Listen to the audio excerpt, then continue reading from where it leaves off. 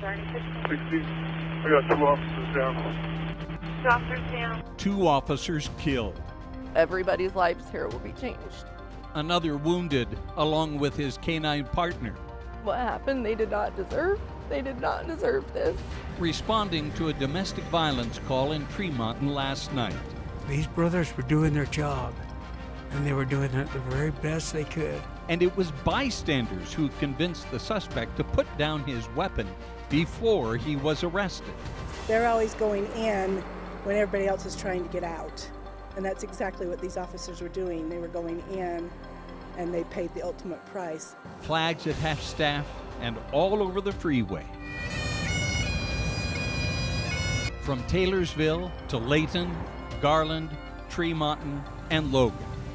Sergeant Lee Sorensen and Officer Eric Estrada. In the coming days, weeks, and months, our community will find ways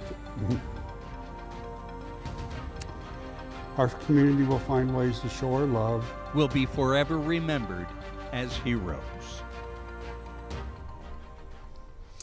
The outpouring of support from around the state is overwhelming, astounding even. Tonight, Fox 13 News pays tribute to these fallen officers who made the ultimate sacrifice along the thin blue line. Good evening, everyone. I'm Bob Evans. This story has made national headlines. A little more than 24 hours ago, Sergeant Lee Sorensen and Officer Eric Estrada with the Tremonton Garland Police Department were shot and killed when they responded to what is being described as a domestic disturbance call at a home near North Park Elementary. A Box Elder County Sheriff's deputy and his canine partner were also shot before the suspect was taken into custody. The suspect, 32-year-old Ryan Michael Bate, was arrested after neighbors got him to drop his weapon before other officers arrived. Tremonton has a population of 12,700. This tight-knit community has been shaken to its core.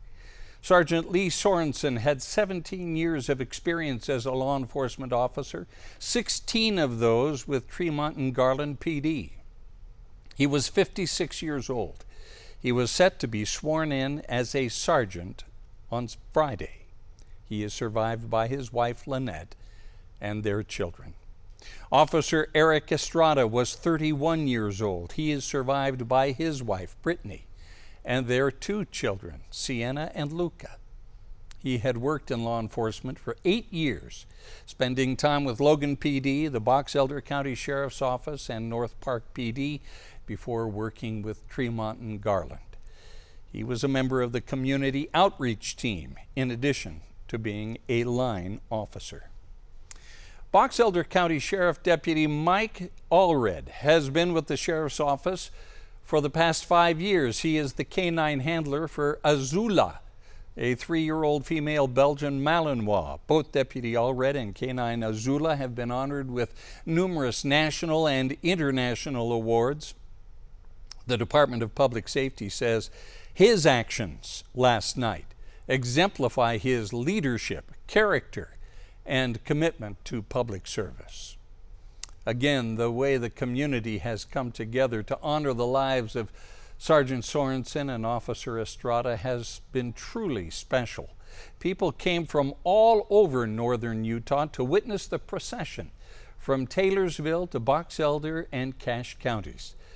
We have team coverage for you tonight. Fox 13 News reporter Carolina Hassett was the first reporter to arrive at the scene last night. She's at the Box Elder County Fairgrounds, where people are paying their respects to these fallen officers. Fox 13 News reporter Spencer Joseph spoke with a group of veterans about how they paid tribute along the procession route. But we begin with Fox 13 News reporter Scott McCain live at Tremonton City Hall, where there is one of many memorials in that city. Scott. Yeah, good evening, Bob, and you touched on it right off the bat. Unbelievable, the outpouring of love and support from members of these small communities, the love and support for their law enforcement officers. And what's really, amazing, you mentioned the populations. The populations of both of these communities, Tremonton and Garland, could easily fit inside the Delta Center. And it seemed as though every one of them was out tonight, and every one of them somehow found a way to get a flag put on the route leading to the funeral home. And then on top of that, what seemed like every law enforcement officer in the state on the procession bringing the bodies of these two fallen officers to the funeral homes here in northern Utah. It was just amazing and overwhelming to watch. And there were folks like local resident Keely Sidwell. She, along with hundreds of her neighbors, answering the call to line the streets with American flags on the route to the funeral home in Garland. For Keely and many here, this is very personal. It's amazing the community that comes out and supports no matter what it is, really. This is probably the biggest. People just throw things together. People are asking for flags on Facebook, and people are bringing them. I didn't know the two officers that got killed in the line of duty, but I know the officer that got injured. And it's amazing, just everything that happens and the community that comes together, and it's horrible that it happened in this small town. Now, Bob, the funeral home in Garland receiving the body of Sergeant Lee Sorensen, a veteran of local law enforcement here in northern Utah. Dozens and dozens of officers from all over the state lining the final few steps as family members led the casket inside the Rudd Funeral Home. Then the procession, everyone broke up and it started heading north towards Logan to the Allen Hall Mortuary, where Officer Eric Estrada will be received. And again, this was incredibly emotional, and yet in a way heartwarming and heartfelt, because you could really feel in a tangible way the love and support, again, that these folks had. We talk about it a lot. Sadly, Bob, you and I have covered too many of these, but when tragedy like this hits, there is really no doubt about how folks here in Utah step up to show support for the officers and for the families of those officers as well. For now, we're live in Tree Mountain. Scott McCain, Fox 13 News, Utah. Scott, thank you so much. Truly, it is true. I was making my way down from Tree Mountain back here to Salt Lake City tonight and passed the procession as it was taking the two hearses containing the bodies of Sergeant Lee Sorensen and Officer Eric Estrada to Tree Mountain. And along the way, every overpass, you'll see this in just a moment. We've got more coverage for you, but every overpass was completely covered with American flags and people waving, and on top of haystacks next to the freeway. And it just was, vehicles stopped along the way in the opposite direction, honoring those who pay the ultimate price for you and me. We want to show you a live picture. This is in Logan at the Allen Hall Mortuary that Scott just alluded to, where the procession has just ended for the body of Officer Eric Estrada. The Fraternal Order of Police, I spoke with them today, and part of their duties are to attend to the remains of fallen officers. And they will have a 24/7 guard attending the remains, the bodies of these officers, until they are laid to rest. And so we don't know quite yet when the funeral will be for these officers and whether it will be done together or two separate funerals. We, of course, will keep you posted on that, but when that time comes, it will bring an end to the end of watch guarding of their remains by the Fraternal Order of Police. And so we, of course, will continue to honor both of these fallen officers as we see friends and family gather at Allen Hall Mortuary there in Logan, where the remains of Officer Eric Estrada have now arrived. Seems like an odd juxtaposition, the fun of a county fair and the pain of mourning fallen police officers, but there is a memorial at the Box Elder County Fair, and Fox 13 News reporter Carolina Hassett is there tonight. Here in Box Elder County, you can't go more than a couple feet without seeing a blue ribbon or an American flag. And while there seems to be a heaviness in the air, the community coming together during a tragedy makes some residents feel like they can breathe again. In the small town of Box Elder County, it seemed nothing bad could happen. How could this possibly happen? But on Monday, the whole town seemed to be at a standstill. Nothing like this. The town was rocked after an officer-involved shooting left 2 officers dead and others injured Sunday evening. And if it's one thing everyone felt, it was shock. Definitely put everybody in shock. Like, not a lot of things happen like this. Shocking in our little town. Even the fair seemed quiet because everyone was out on the streets instead. You just have hundreds of people coming together, all wanting to do something to benefit this community and let those families know that they're loved and that we have their back. Benji Smith and his family have lived in the area for 10 years and says it's not surprising to see the community come together in a tragedy. What's really nice about our small town, if you look around as we're driving in, the streets are absolutely packed with people here to support and to show their respect and condolences, and that's pretty dang amazing. Lincoln Dutry was one of the many residents who sat in the sun for hours waiting for the procession to come down Main Street. If it were somebody that I knew, that one of my family members that sacrificed, I'd want everybody else to show respect for them. Caitlin Smith, who is with her kids, wants the families to know they're not alone. Not only our little town, but the whole state of Utah, and hopefully the country is rallying behind you guys. And while County Commissioner Lee Perry was overwhelmed by how much the community came together to line the streets with flags and blue ribbons, he was not surprised because it's just what their community does. This community came together in a big way, and they'll do it again because that's who we are in Box Elder County. In Box Elder County, Carolina Hassett, Fox 13 News, Utah. You'll remember that Commissioner Perry also served in the Utah legislature and was also a Utah Highway Patrol trooper. So his feelings are very much heartfelt for what's happened today.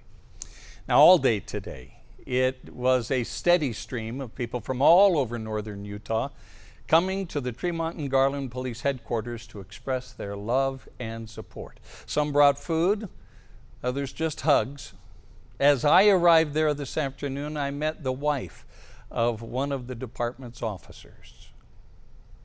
Your husband's on this police department. Yeah, my husband is an SRO, this resource officer for Tremont City. Today.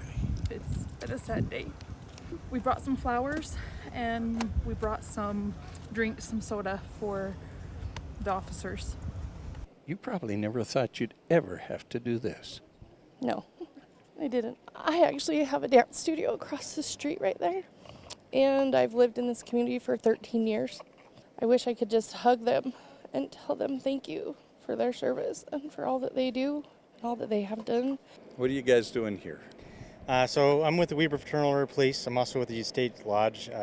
We come out to provide ongoing support to help alleviate all the stress that comes with this kind of events. Nobody ever expects this kind of thing to happen in Tremont, of all places. Yeah, smaller communities generally don't have this kind of stuff. They're a little more tight-knit, less of these issues. It was a shock to a lot of people that they had something out here.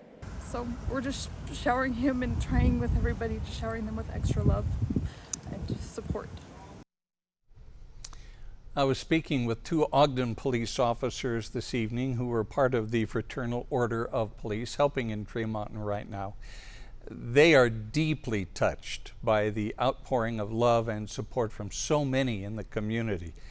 We all lamented how it takes such a tragedy like this to bring that love and support to the surface, but they are indeed grateful. Coming up at the bottom of the hour, how neighbors helped to take the suspect into custody. It is a remarkable story of how they talked him into putting down his weapon. Stay with us on air and online at fox13now.com.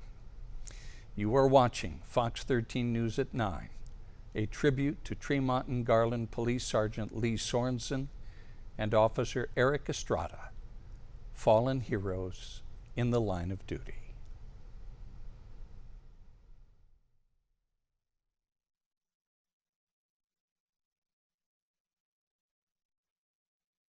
You're watching Fox 13 News, part of the Scripps News Group. We need to talk about the wildfires. Several started over the weekend. There are 7 large fires now pressing fire crews. Of the new starts, the Buckley Draw fire above Provo has burned 400 acres just north of Springville. You have seen the smoke if you live in Utah County. No word yet on containment, although at last word, which was quite some time ago, it was 0% contained, but we're still waiting for word on that. In the last 36 hours, however, crews say they have had 4 instances of private drones keeping them from being able to attack the fire from the air. When those drones are in the air, the helicopters and the airplanes cannot fly.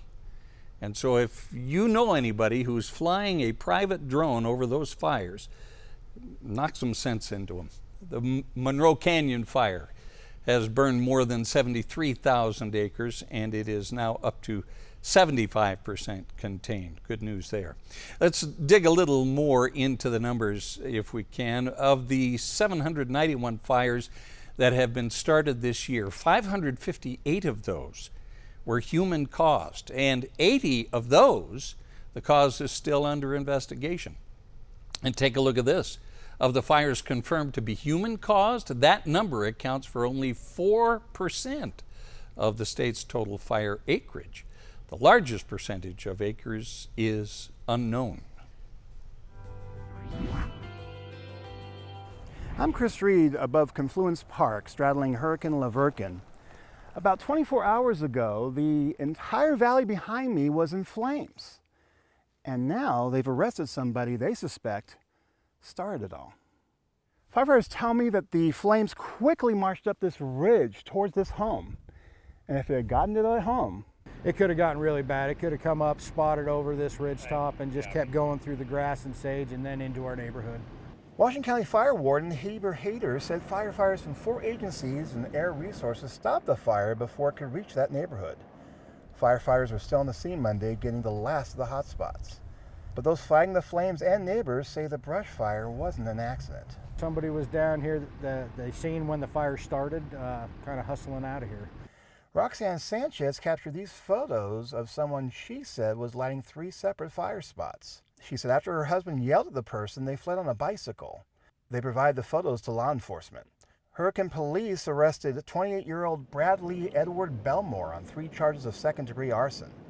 According to the police report, Belmore called dispatch asking to be rescued, but specifically asked for no police officers.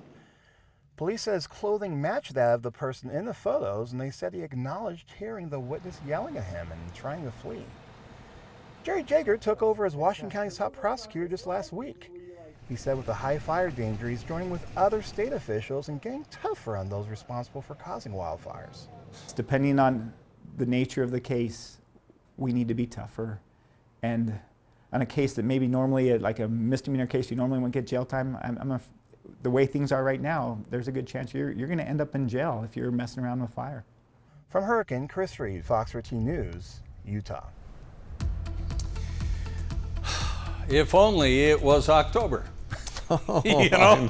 If only it was October. Well, I have some photos we're going to show a little bit later on the newscast where we see some fall colors beginning to burst in some of the mountain locations. But let's talk about today and what we're expecting as summer in full force as we look at the temperatures, where highs today above average. We got up to 96 degrees in Salt Lake City. On average, we should be in the low 90s. Record for today, 101 degrees. We've got triple digits back in the forecast. As you can see across the state, many spots in the low to mid 90s for afternoon highs. We did get up to the triple digits today in St. George. Right now, 78 in Logan, currently 83 degrees in Salt Lake City, 90 still at this hour in St. George. Tomorrow's high, we'll be close to getting to that record or potentially tying it. Wouldn't be surprised if we break over into that century mark. For the next couple of days, triple digits in the forecast or close to it, where so far we've seen 6 days this summer, June, July up to this point here. We're on average for the summer months, we get up to 8 days here in Salt Lake City. So yeah, we could get to 7, maybe potentially even day 8 here. Whereas we take a look at the heat risks tomorrow, some areas we got the red, putting into that major heat risk as we're looking here along the Wasatch Front through west central Utah, southeastern Utah as well. Wednesday, a lot more red covering the area. Yeah, heat risk a concern here, so we have to be cautious in the afternoon hours. Make sure we stay hydrated and not expose ourselves for too long in this heat situation where potentially we could be looking at some heat advisories in place across extreme southern Utah. Good news though, as we look long range from the Climate Prediction Center, we start to see moisture coming into play, rain showers, monsoon helping out where we've turned on the monsoon, or turn off, I should say, the monsoon flow based on the position of that high pressure where the moisture flow is really towards New Mexico and Colorado. But this will be moving towards the Four Corners area here as we look over the next several days, really, as we look at our models showing Wednesday into Thursday. That's a transition period where it positions itself over the Four Corners area. That brings in the showers again as we head into the Thursday and Friday. Tonight, clear upper or overnight lows down into the upper 60s. Tomorrow, again with that southerly flow and that high pressure in place, several spots mid to upper 90s, so triple digits across southern Utah, where we start to see that chance of showers Thursday and Friday. Some clouds and some cooler temperatures heading into the weekend. Northern Utah, it's 90s to triple digits. Then as we look with that introduction of moisture, chances of some scattered rain showers and thunderstorms, especially on Saturday. That'll be dropping temperatures. We're back in the low 90s, so we got the summer heat, but that monsoon moisture coming back to bring us a chance of rain. We're back after the break.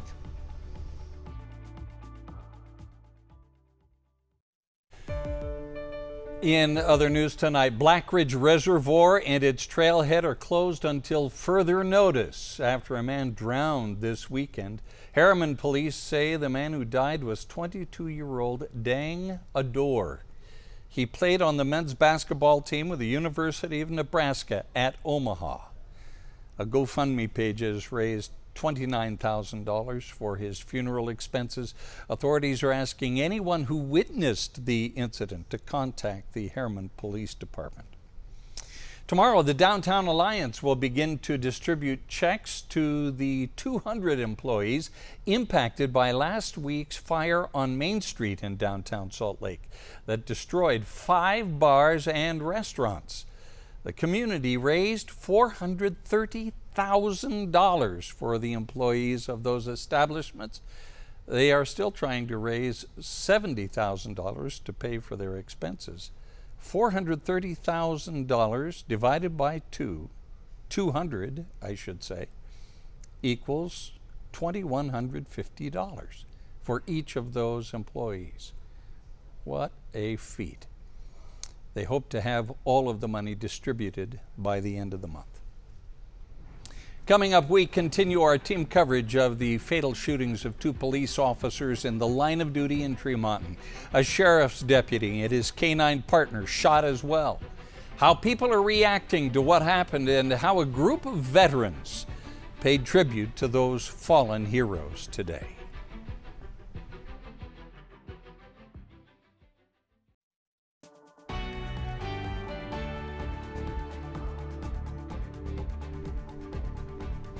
More than 24 hours has passed now, and we continue to track our top story, the tragedy in Tremonton. 2 police officers killed in the line of duty. A sheriff's deputy and canine partner also shot while responding to a domestic violence call. Fox 13 News reporter Jeremy Toms listened today to neighbors where this happened. It's a gut punch. Police say it was just after 9 Sunday night when they were called out for an incident of domestic violence at a home around 700 North and 200 East in Tremonton. According to a probable cause statement, police say when they arrived, 32-year-old Ryan Bate was armed with a high-powered rifle. Police say Bate shot and killed 2 Tremonton officers and endangered others as well. When I went to back out, I caught a bullet through the driver's side door and it went out my windshield, so I duck-tailed and ran. The probable cause statement also says Bate assaulted his wife by slamming her head into a door frame. It was just after some gunshots that John McMinn says a woman holding a 3-year-old came towards their home. She just was yelling, he shot a cop, he killed him, he shot him. McMinn says the woman was hysterical. Worried about her baby at home. The 2 still at home were a 16-year-old and a 1-year-old. They helped her to call 911 and say she was eventually reunited with those 2 children. but they're replaying those scenes in their head, and their hearts remain heavy this Monday. Oh yeah, it's on 3rd. On a week when they were set to enjoy the county fair. Celebrating the end of summer, school starts next week, it's the last hurrah, you know. They're instead preparing for a procession. It's supposed to be a joyous time, not a time of mourning. So that'll be tough.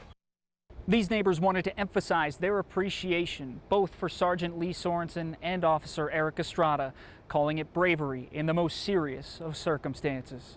In Tremonton, I'm Jeremy Toms, Fox 13 News, Utah. There is still a lot we don't know about what led up to the shootings last night, but we do have some information about who the suspect is. 32-year-old Ryan Michael Bate has been booked into the Weber County Jail on suspicion of 2 counts of murder, a count of attempted murder, and a count of assault. Court documents accuse Bate of slamming his wife's head into a door frame last night. A 911 call followed, then the shooting. Bate has not been formally charged yet with anything related to last night. That typically happens within 72 hours of being booked into jail. He has been charged in the past, however, for assault in May 2024 and in October of 2021. Now, among those paying tribute to the fallen officers tonight are local veterans. Fox 13 News reporter Spencer Joseph introduces us to a group who were there for the procession through Tremonton.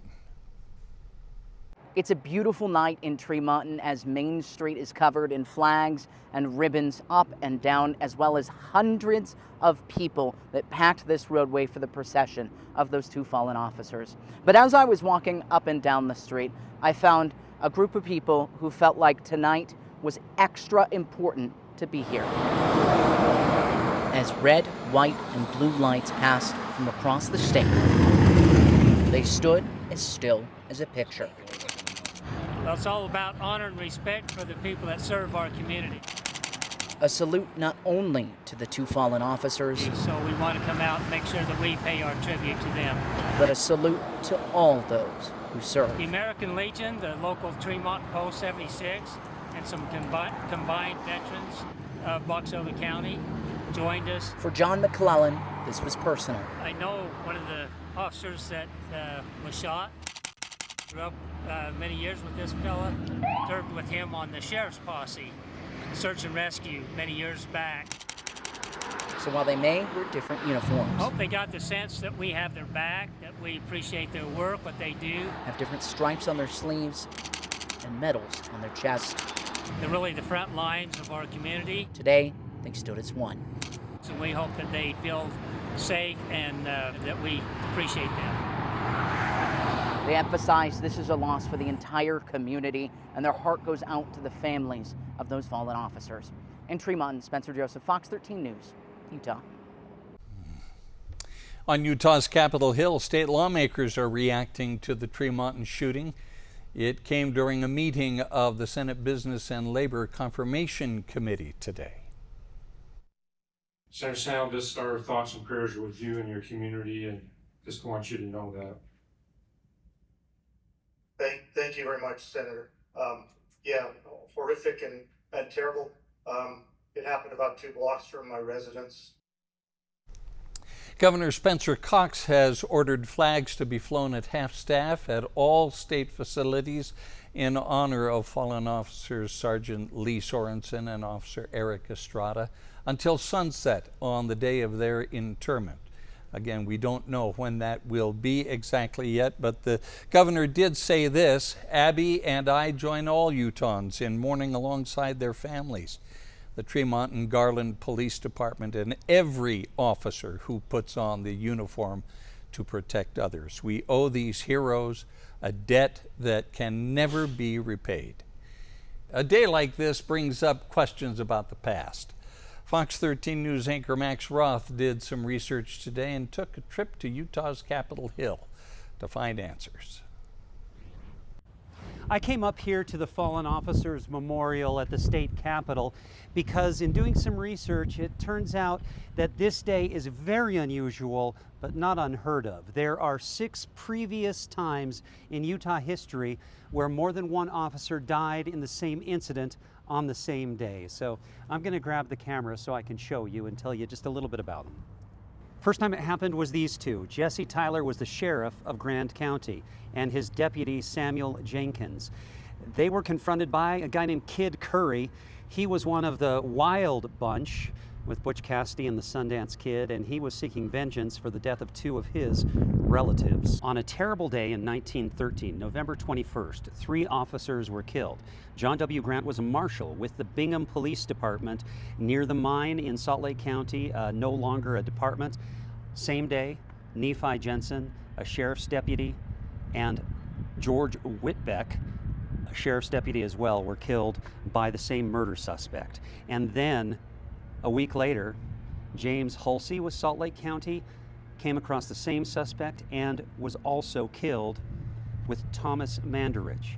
A horrible week for the Salt Lake County Sheriff's Office. The next time it happened was in Salt Lake City. It was 1924, February 16th. William Huntsman and Bingham H. Honey Jr. were 2 officers with Salt Lake City Police, and they came across a robbery suspect. Both were killed. In August of 1959, Edwin Edwards and Alma Sorensen were both killed in the same traffic accident. That was in Cache County.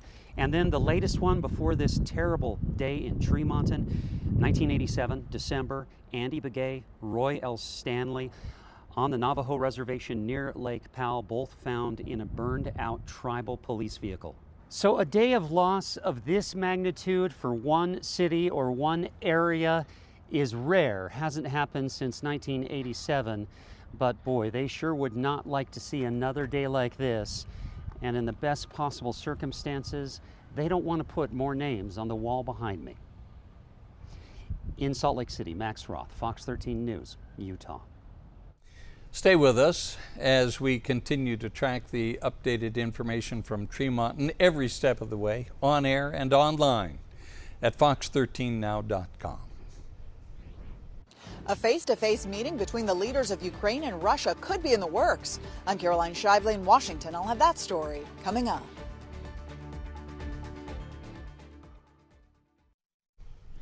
There was significant national news today. President Trump wrapped up a marathon day of meetings with Ukrainian President Volodymyr Zelensky and other European leaders at the White House. It follows his meeting with Russian President Vladimir Putin last Friday. Fox News correspondent Caroline Shively has more from Washington. For several hours Monday, President Trump, Ukrainian President Zelensky, and leaders from Europe met to discuss how to bring an end to the fighting in Ukraine. We've had a very successful day thus far. Important discussions as we work to end the killing and stop the war in Ukraine. We're all working for the same goal. Trump also spoke on the phone to Russian President Vladimir Putin. He later said arrangements are being made for a face-to-face meeting between Zelensky and Putin. If that meeting happens, it would be followed by a sit-down between Zelensky, Putin, and Trump. We don't have any day. We just conformed after this productive meeting with the President and then with all our colleagues, with partners, we confirmed that we are ready for a trilateral meeting. 7 European leaders quickly made arrangements to travel to Washington for Monday's meetings, highlighting their urgency to bring an end to the fighting. We have to end this. We have to stop the killing. We have to stop the destruction of Ukraine's infrastructure. We all would like to see a ceasefire, at the latest from the next meeting on. They even proposed offering Ukraine NATO-like protection. When we speak about security guarantees, we speak about the whole security of the European continent. The German chancellor says Putin and Zelensky have agreed to a sit-down meeting within the next 2 weeks. In Washington, Caroline Shively, Fox 13 News, Utah. Well, as we go to a break, sharing a photo coming in on our Facebook page. Look at that. A hint of fall in the mountains, those colors. But we got summer heat sticking around. But for how long? I'll let you know after the break. It's week 4 of fall camp, and the Utes announced after today's practice who will be their backup quarterback. And it was a big night at Utah Valley University for their first game at a brand new soccer stadium against Utah. Could they close it out with a win? We are getting a glimpse of what to expect when the Utah legislature meets in special session next month. Fox 13 News political reporter Ben Winslow has more from Utah's Capitol Hill.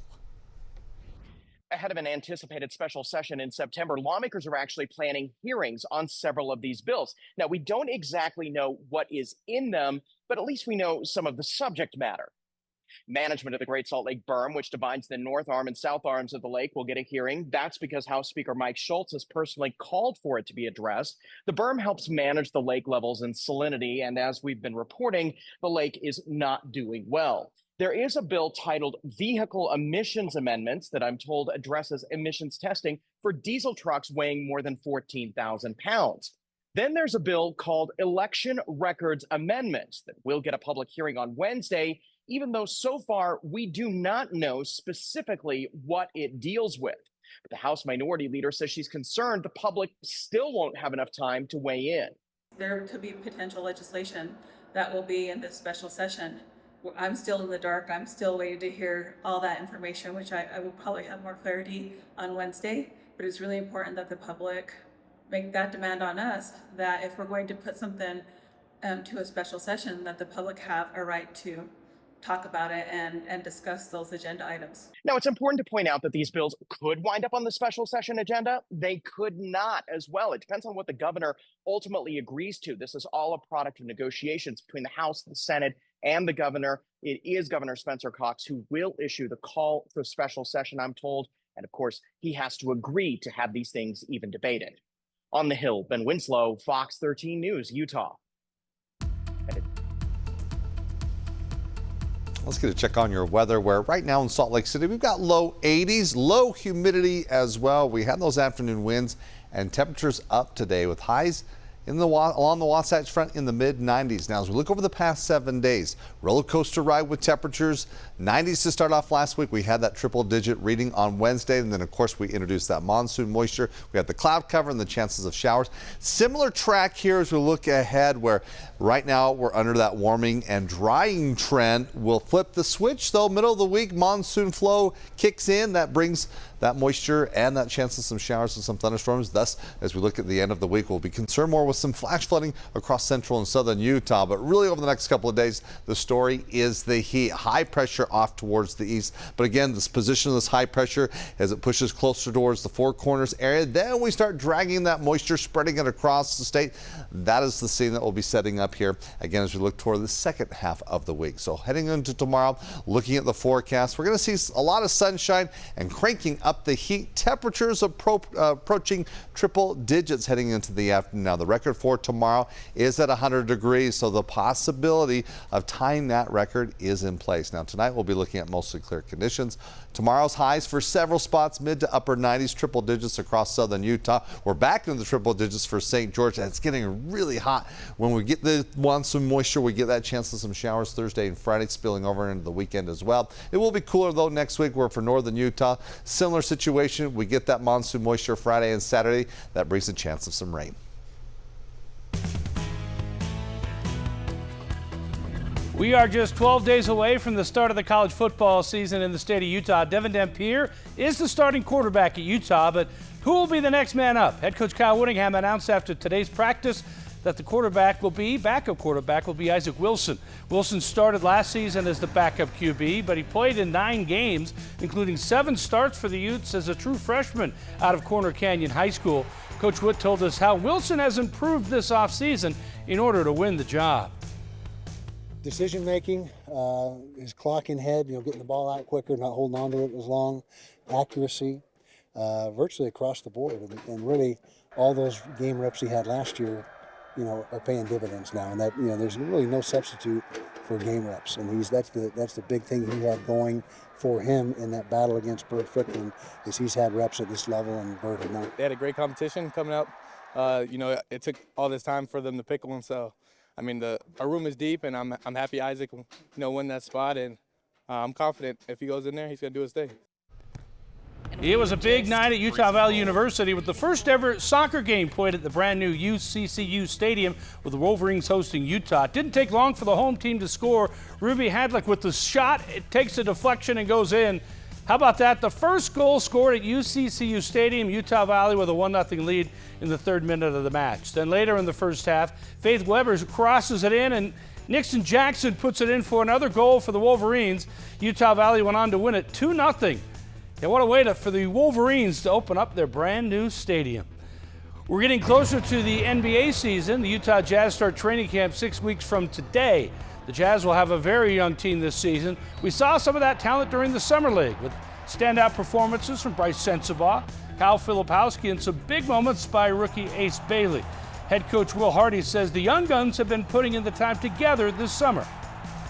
They've been in this gym all summer, and it's been fun to see not only the work they've put in and the physical gains they've made, but the connectivity of that group has been outstanding. When you guys see them at training camp, you will notice a distinct difference in terms of how they all interact. They were close before, but they're even closer now. They're all pushing each other and working really hard. We'll be right back.